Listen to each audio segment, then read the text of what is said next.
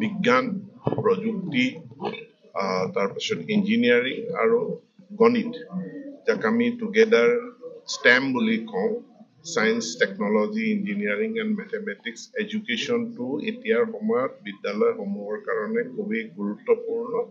আৰু আমি সুখী যে হান্স ফাউণ্ডেশ্যন এটা ভাৰতবৰ্ষৰ বিখ্যাত NGO হয়, চেৰিটেবল অৰ্গেনাইজেশ্যন হয়, তেওঁলোকৰ পুঁজিৰে হোপ ফাউণ্ডেশ্যনে আমাৰ 3খন এছপিৰেশ্যনেল ডিষ্ট্ৰিক্ট বাক্সা, বৰপেটা আৰু ওদালগুৰি, ইয়াত 33খন বিদ্যালয়ত তেওঁলোকে একটা STEM লেব প্ৰতিষ্ঠা কৰিছে।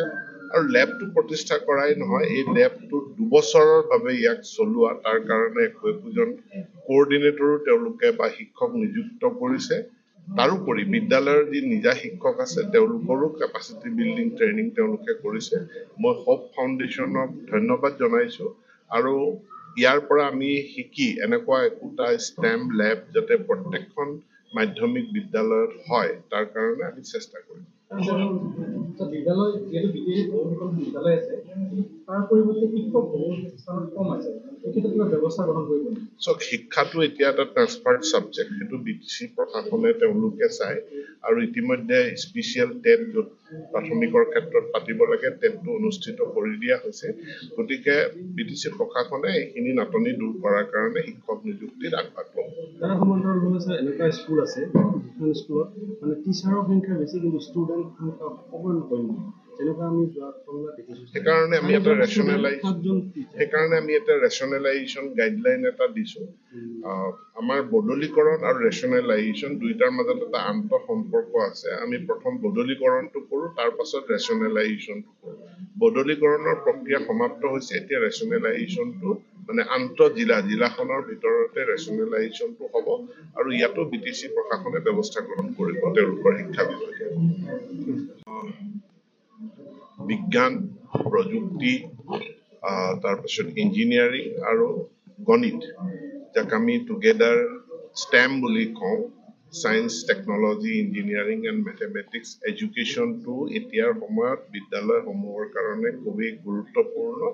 আৰু আমি সুখী যে হান্স ফাউণ্ডেশ্যন এটা ভাৰতবৰ্ষৰ বিখ্যাত NGO হয়, চেৰিটেবল অৰ্গেনাইজেশ্যন হয়, তেওঁলোকৰ পুঁজিৰে হোপ ফাউণ্ডেশ্যনে আমাৰ 3খন এছপিৰেশ্যনেল ডিষ্ট্ৰিক্ট বাক্সা, বৰপেটা আৰু ওদালগুৰি, ইয়াত 33খন বিদ্যালয়ত তেওঁলোকে একটা STEM লেব প্ৰতিষ্ঠা কৰিছে। আৰু লেবটো প্ৰতিষ্ঠা কৰাই নহয়, এই লেবটো 2 বছৰৰ বাবে ইয়াক চলোৱা, তাৰ কাৰণে একোজন কোঅৰ্ডিনেটৰো তেওঁলোকে বা শিক্ষক নিযুক্ত কৰিছে। তাৰোপৰি বিদ্যালয়ৰ যি নিজা শিক্ষক আছে তেওঁলোকৰো কেপাচিটি বিল্ডিং ট্ৰেইনিং তেওঁলোকে কৰিছে। মই হোপ ফাউণ্ডেশ্যনক ধন্যবাদ জনাইছো।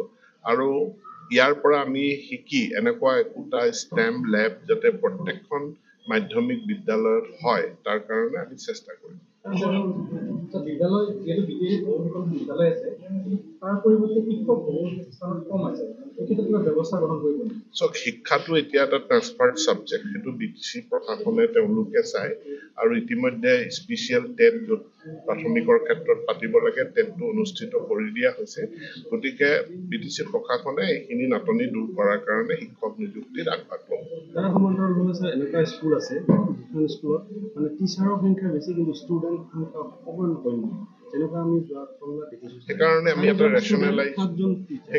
এটা ৰেচনেলাইজেশ্যন গাইডলাইন এটা দিছো। আমাৰ বদলীকৰণ আৰু ৰেচনেলাইজেশ্যন দুইটাৰ মাজত এটা আন্তঃ সম্পৰ্ক আছে। আমি প্ৰথম বদলীকৰণটো কৰোঁ, তাৰ পাছত ৰেচনেলাইজেশ্যনটো কৰোঁ।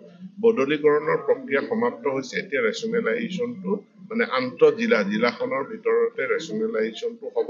আৰু ইয়াতো BTC প্ৰশাসনে ব্যৱস্থা গ্ৰহণ কৰিব তেওঁলোকৰ শিক্ষা বিভাগে।